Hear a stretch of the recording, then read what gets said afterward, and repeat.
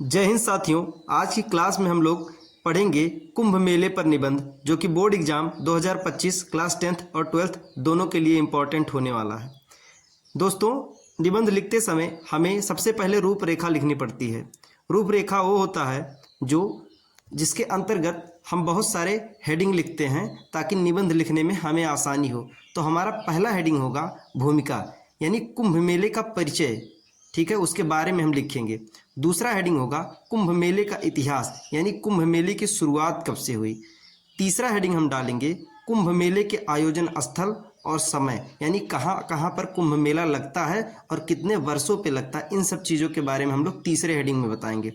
चौथे हेडिंग में हम लोग बताएंगे कुंभ मेले का धार्मिक महत्व, यानी रिलीजियस वैल्यू क्या है। ठीक है, कुंभ मेले की। पांचवें हेडिंग में हम बताएंगे कुंभ मेले की विशेषताएं, यानी क्या क्या खासियत है कुंभ मेले की। छठवें हेडिंग में हम लोग बताएंगे सामाजिक और सांस्कृतिक प्रभाव क्या पड़ता है, यानी हमारे समाज पे और हमारे कल्चर पे क्या प्रभाव पड़ता है कुंभ मेले से। और सातवें हेडिंग में हम लोग उपसंहार देखेंगे, यानी कुंभ मेले की उपयोगिता क्या है। ठीक है, तो चलिए अपना पहला हेडिंग देखते हैं, प्रस्तावना। कुंभ मेले का परिचय। भारत विविधताओं का देश है, जहां विभिन्न पर्व और मेले की परंपरा है। इन्हीं में से एक महत्वपूर्ण आयोजन है कुंभ मेला, जिसे विश्व का सबसे बड़ा धार्मिक मेला कहा जाता है। लाखों श्रद्धालु यहां गंगा, यमुना और पौराणिक सरस्वती के संगम में स्नान कर पुण्य अर्जित करते हैं। दूसरा हेडिंग है कुंभ मेले का इतिहास, यानी हिस्ट्री क्या थी। कुंभ मेले की उत्पत्ति का वर्णन स्कंद पुराण, पद्म पुराण और महाभारत में मिलता है। पौराणिक कथाओं के अनुसार समुद्र मंथन के दौरान जब अमृत कलश निकला, तब देवताओं और असुरों के बीच संघर्ष हुआ। इस दौरान अमृत की कुछ बूंदें पृथ्वी के 4 स्थानों प्रयागराज, हरिद्वार, उज्जैन और नासिक में गिरी। यही स्थान कुंभ मेले के आयोजन स्थल बने। तीसरा हेडिंग है कुंभ मेले के आयोजन स्थल और समय। कुंभ मेला प्रत्येक 12 वर्ष में 4 पवित्र स्थलों पर आयोजित किया जाता है।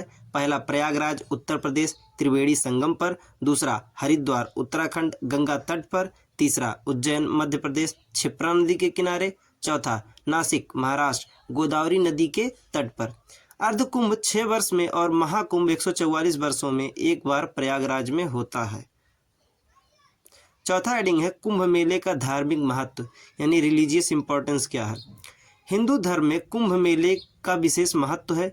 मान्यता है कि इस दौरान पवित्र नदियों में स्नान करने से समस्त पापों का नाश होता है और मोक्ष की प्राप्ति होती है। साधु संतों के दर्शन, धार्मिक प्रवचन, यज्ञ हवन आदि से भक्तों को आत्मिक शांति मिलती है। पांचवा हेडिंग है कुंभ मेले की विशेषताएं। इसमें पहली विशेषता है शाही स्नान। विभिन्न अखाड़ों के साधु संत पवित्र नदी में स्नान करते हैं। दूसरा इसमें विशेषता है धार्मिक प्रवचन। प्रसिद्ध संत महात्माओं द्वारा धर्म और जीवन पर व्याख्यान।